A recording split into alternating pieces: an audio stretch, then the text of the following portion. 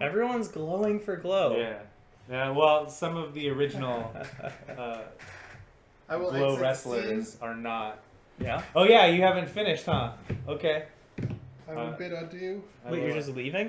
Yeah. Yeah. Oh, yeah, we're talking about We're it. spoiling? I thought you'd seen so we're... You saw 6 episodes. I didn't even know this was a show that you could really spoil, but okay. I mean, Having if watched he's in it for the storytelling.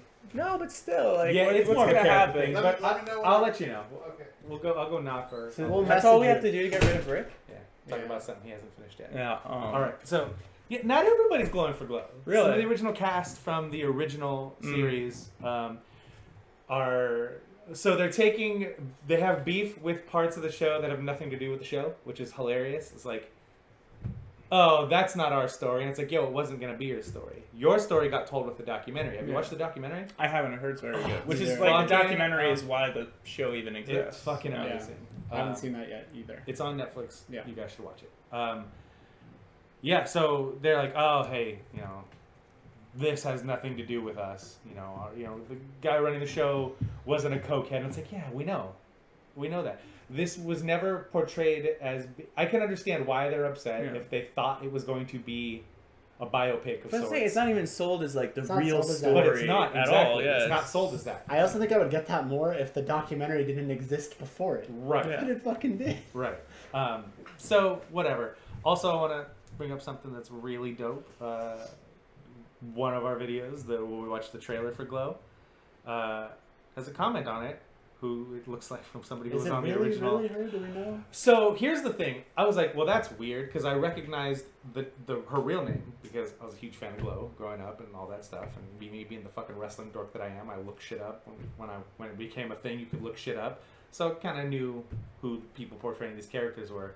It's a really fucking random pool from that show to pretend to be on YouTube. Yeah. As having an account to like something or comment on something. It's a very fucking random person to be like. So I feel like it's real. Okay. I'm gonna tell myself it's real. Enjoy it. Fuck everybody. Yeah. But yeah. I mean, Adam Carolla liked one of our Instagram posts or videos. Yeah. Right? Yeah. So. And it's actually the Adam Carolla Instagram account. Yeah. We looked to make sure. But yeah. Nice. So yeah, the woman who played Roxy on the original G.L.O.W. watched our video and commented on it. That's cool. And said she liked it. And I was like, thanks. That's great. So that's cool. I think it has almost 1,000 views, by the way. Really? Yeah. That video? That video. Wow. So going into the show now, so that's the beef some people have is like, oh, this isn't telling our story, but it was never sold as telling their story. Yeah. And like you said, Bryce, the documentary is out there if you want that story, and it's a Yeah. fucking amazing documentary. And if you've watched the show, you should watch the documentary. And you should try and go find some old G.L.O.W. DVDs that are sold out everywhere now, by the way. It's hilarious. I love it. I saw somewhere online. Yeah. They have. Well, it was just streaming like the pilot of G.L.O.W. Yeah. It was just on there. I didn't watch it, but it's there. You can find all that. So it's funny because when we talked about the trailer, I mentioned Tina Ferrari, and I was like, oh, I want to go back and watch some of that stuff. So I YouTube, G.L.O.W. Tina Ferrari. Nothing would come up. Now, fucking full matches, compilations, So music videos, just everything is there now. So You can watched find wrestling for a while, right? When I was a kid, yeah, I grew out of it like pretty much right as I started high school. Like I was 100% out. Like, what's the just last out of nowhere. era of wrestling you remember watching? Fuck.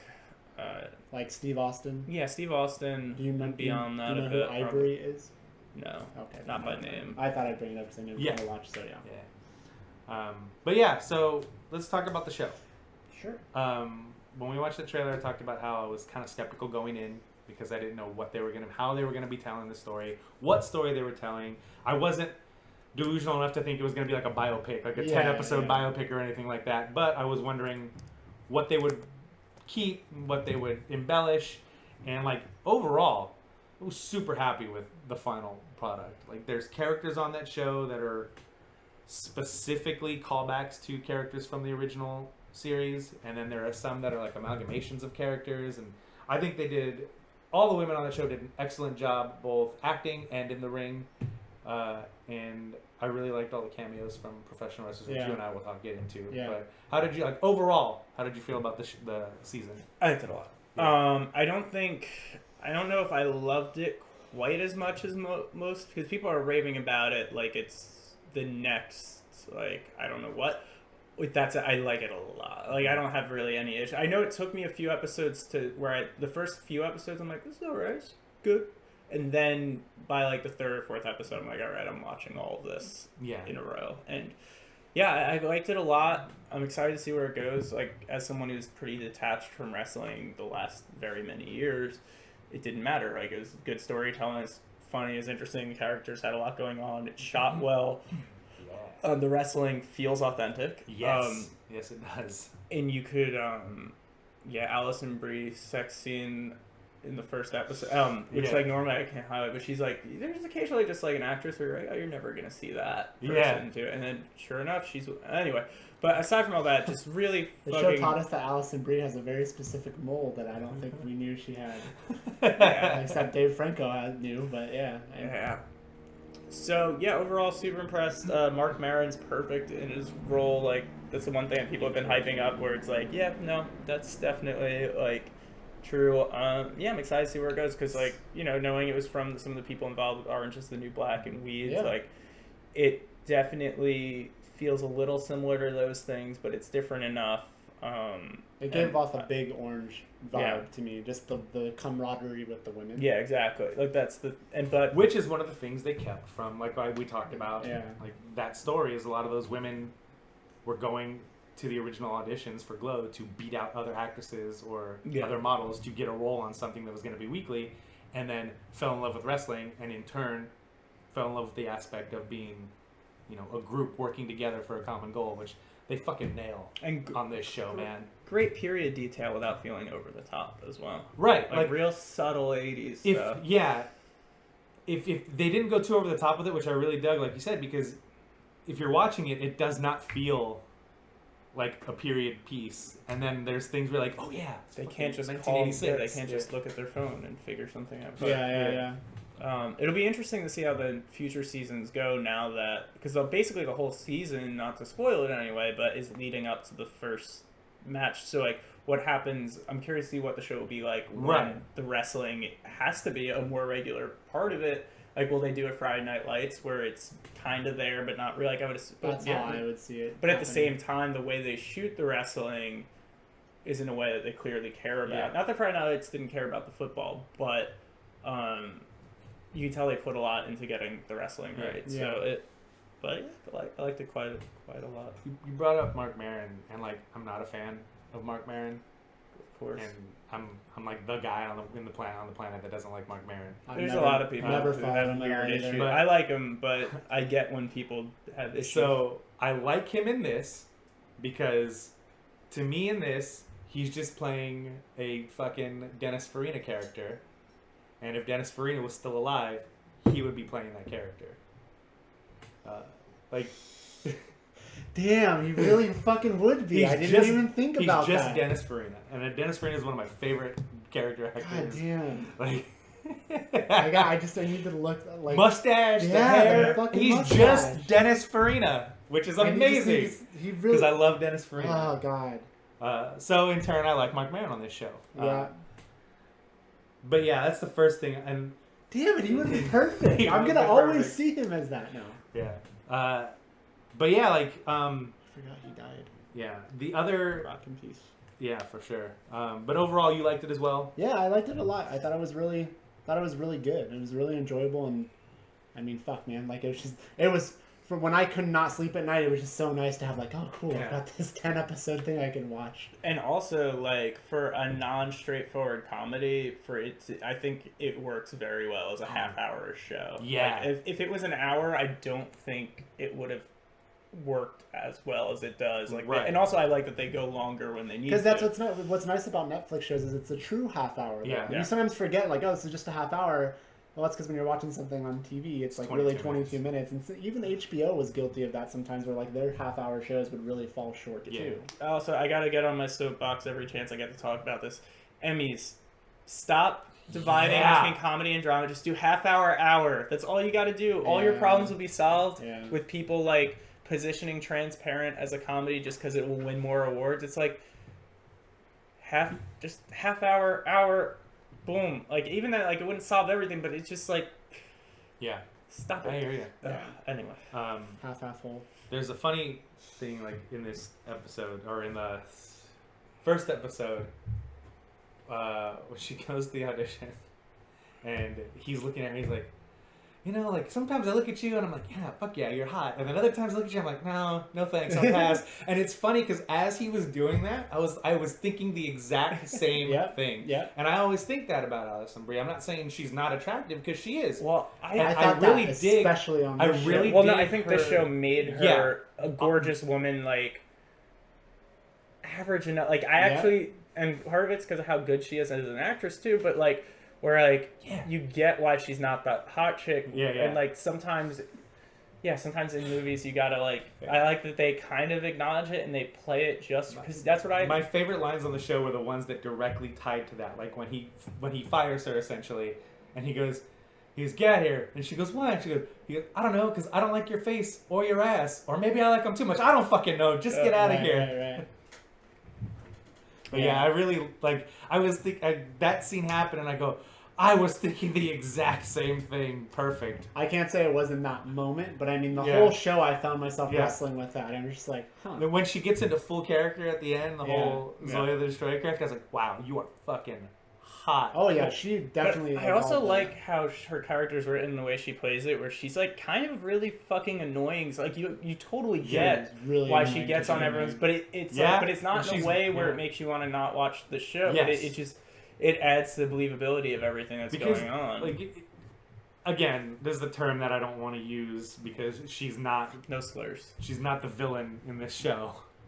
Yeah. There is no villain in this show, but the way the writing was, the first like three episodes really don't fucking like her at all, and then the second 3 episodes I really hated Debbie, and then the last thing is like I'm cool with everybody now. It was really well written. The way it was like, okay, you're not supposed to like her now. Also, and now you can like her, and now everybody's cool. And I love too. I guess is in either one of the last episodes with let's just say the reveal with the one character in relation to Mark Maron. Character, like the way he's also in the same scene. He said something like about her being is she even like 18? He's like, well, you know, they wrote that in such a scummy way, and then to have that reveal happen it was perfect. Because it was already really like uncomfortable, and then the reveal just made it like holy shit. And also, they used Back to the Future in a way that didn't feel like an easy 80s like the payoff for all that Back to the Future talk was so good. The very first time he brings that up, I was like, oh my god, that is the best Back to the Future reference I've ever seen in something. And then when you get the fucking payoff, I was like, so god damn it, that's amazing. Because to me, that's like that and like maybe like E.T. or something is like your easy way to, or like reference a John Hughes movie. Like that's how you like half-ass an 80s reference, but then they built it up, and then when she find out, like it's like, oh, it's fucking good. But yeah, man, I really liked the show. I thought they treated the wrestling aspect with enough respect to where people who really like wrestling aren't going to be offended by it. But it also was not the focus of the show, which is another thing I'm cool with. Like your mom could watch this show. Like granted, it's like a little dirty at times, but like is watching. The show. Exactly. You don't have to be a wrestling fan to enjoy this show. It's super well written. I think that's the one thing you have to nail home to everybody. You know, I think it sucks that you have to say that though. It fucking sucks. It does. That's what I have to do with Friday Night Lights all the time, though. Be like, I don't like football, and it's my favorite thing. But yeah, even this though, like I think it's a very accessible, not without like being like in a shitty commercial way, but like where I can't imagine anyone like not liking it. I can see people not. Because like even for me, I don't think it's like the best new show of the last 10 years, right? But it's so good. It's so good. I think it's really good. I think their explanation of wrestling is really well done. I think I might be less enthused if it was something that took place now as opposed to something in the 80s, because the way they describe professional wrestling in that was perfect. 4th episode or whatever, when they go to the live event it was perfect. and they explain it, and it clicks and she fucking gets it. It was perfect for that era of wrestling. The stereotypicalness of it all, like that was that era, man. That was that era. They really did. How about fucking Alex Riley nailing that monologue? Like He was a good. So Alex Riley, the guy that played Steel Horse. Okay. His real name's not Alex Riley. He wrestled as Alex Riley, and he's somebody that Bryce and I were huge fans of. Mm-hmm. But early in his run, couldn't get out of his own way long enough to make something of his career. Yeah. And then when he finally was smart enough to go, hey, I should probably get out of my own fucking way because I think I could be a star. Because he could have been a huge fucking star. It was too late. Yeah. And he's not that old. He's like No. 31, 32 or something like that. He's still relatively young. But he scorched enough earth early on with the wrong people to where nothing's going to happen for him. But one of the things that he was always super strong in was his verbal storytelling. Not necessarily cutting a wrestling promo and getting you wanted to go watch him get his ass kicked or watch him go beat somebody up, but it was just his verbal skills. Those shine through all the way back when he was like with Miz or whatever. You know? Even on when he was on that NXT season. The earlier NXT. Yeah, and he played a very stereotypical frat boy character in wrestling for a little while, but it was not the content of his promos or his interviews or the way he talked. It was the way he said things that engaged you, not what he was saying, which is a lost art in wrestling.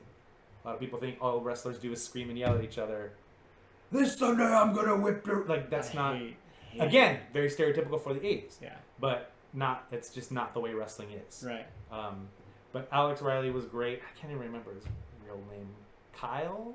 Or something? I don't know. Anyway, he's in it, and the guy he wrestles in that sequence, his name is Joey Ryan, and he's on Lucha Underground, which is a television show that is a soap opera where the conflict resolution is wrestling. It very takes that old school 80s style of wrestling and brought it to modern day with a very grindhouse-ish feel. So if you haven't watched Lucha Underground, you should check it out. I think you'd like that too. Correct. And like some of the other wrestlers, like it was cool seeing Frankie and Daniels in there. Yeah, I thought that was awesome.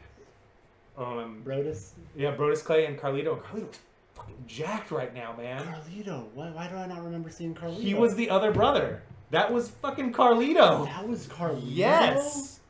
Holy shit. Yeah. I didn't even put that together. Yeah. Maybe because his hair... Was his hair... His hair was just big. It was the way it was. You should have recognized him right How away. did I But not? you know why? It's because he's like 220 pounds right now and fucking ripped. Wow. Yeah. Yeah, I didn't. But yeah, the only wrestling appearance in that thing that I did not like was fucking John Morrison because he's terrible. Yeah. His delivery was so bad. I don't know who it is. He was the first trainer, Salty The McNuts very or first whatever. one. The guy with the beard and the long hair. Maybe I remember a little bit. And when it's been a minute. By that I mean like 2 weeks. Yeah. You got it. We're done. But yeah, he was the only one not good. Yeah, he wasn't. But all the other wrestler cameos were great. I really liked. Kia Stevens played her character She's really perfectly. Yeah. Perfect. She's really She looks great. She's lost She does. a lot of weight. She looks great. Welfare Queen. Yeah. I listened to her on WTF with Mark Merritt like a week ago. Okay. I actually found myself... I was watching her on this and I'm just like, man, like, why do you not seem intimidating anymore? Part of it was her character. Yeah. And then who she was around. And so I actually had to Google her as a wrestler again and be like, oh, okay. Yeah. You know, but yeah, like, I don't know. She's not that old either, is she? She's young. She She has a I crazy. know. She has a fucking crazy life story too. She was like a social worker for a while. Her house burnt down twice while she was like growing up in 2 separate incidents. She at one point like made money renting vending machines to build it. Like she had just like a pretty crazy life story. It is super smart and interesting. Not to mention that when she finally got her big break with WWE, she found out she was pregnant and then had a miscarriage. And it had nothing to do with the miscarriage. Had nothing to do with wrestling. Yeah. So when that scene happens in that second or third episode or whatever, I was like, I kind of wish I knew that, but maybe it's good that I didn't know that until after. I thought it was really, really crazy. Yeah. Yeah.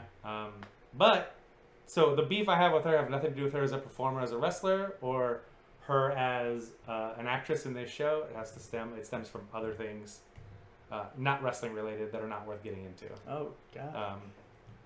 I don't know But if yeah. I even know what you're talking Yeah, about. I Maybe have I no know. idea what you. could Again, be I'll talk alluding to you guys. I about should it know, after. right? Is it like Yeah. a weird political thing or something? Sort of, but not really. It's Okay. not political, but it is down that road. I'll talk to you guys about it later. It's not worth talking about because it's very negative, and I want to be real positive because this show This is gonna make me not like her. was. No, I don't think so. Okay. I'm a weird stickler when it comes to things like that. Okay. Where if you put me off, I'm not gonna be in your corner again, kind of thing. Her name. But she's amazing on the show. She was great. I thought all the girls were great. Is that a name that I see? And yeah, I just really dug it all the way through, man. And the way they build to the final This sequence, is Voxer. the way they build to the final sequence and the storytelling of where they swerve everybody at the end. Yeah. It's good And shit. all the pretty much all the hiccups along the way, like a lot of times when you watch movies or TV shows, you're like, all right, I don't really feel this is realistic, but who cares? It's good. This Yeah. show, a lot of like the bumps in the road Yeah. felt real. Yep. Like having a place to do it. Yeah. Things like that. Like yeah, good stuff. Yeah. Glowing for the glow. So Glowing. if they do a second season, They're that'll gonna do a second. that'll be awesome. The I show's just- doing well. Yeah, I know, but the story that they told, And I think when we're done spoiling. And I so- think with Mark Maron's character when he hung himself in the last episode, it's really What? So the where I was gonna go with this is like, I don't want this to be a Mighty Ducks thing, or a fucking like I brought up when we watched the Pitch Perfect 3 trailer, or a Pitch Perfect thing where it's like, oh no, we forgot how to be good at wrestling. We need to be better at it again. How are we gonna get there? Yeah. Like, I don't fucking want that. Yeah. Yeah, that'll suck. And Well, I don't know how Glow came to an end, but I'd imagine it's probably something that could be interesting. no, because it And really it didn't did. like fall like just ratings or something. It just ended up being a wrestling show with characters. So it's Okay. like, that's not going to be super They could entertaining. dramatize that. But it's not going to be when it's super over. entertaining because the whole thing was like, again, the wrestling was secondary. It was all the behind the scenes. Yeah. It was the camaraderie. It was the character and quote, real life interactions with the people that made this show interesting. Not necessarily the wrestling aspect. Yeah. And now that they've got to the wrestling part, it makes it very difficult to not tell that same story again. So we'll see. Yeah. I think they'll do like a Friday Night Lights thing, like you said. I think they did enough to where they established all these characters in season 1 to where they'll find some new story to have going on with them behind the scenes or whatever, and the wrestling will be the backdrop. Well, and the great thing too, like as a screenwriter too, you learn this early on. Like, what's always helpful, especially towards like a climax, something, getting an excuse to get all your characters together. Yeah. So since they have an excuse to have these people in the same room once per episode, or the thing is, they could do an episode where like there's no wrestling. Like it doesn't. I mean, Like the way it's set up, like it almost doesn't matter. But I'm pretty confident that they'll deliver the goods. Yeah. Sucks about Maron's character though being gone. Yeah, I know, right? What are they going to do now?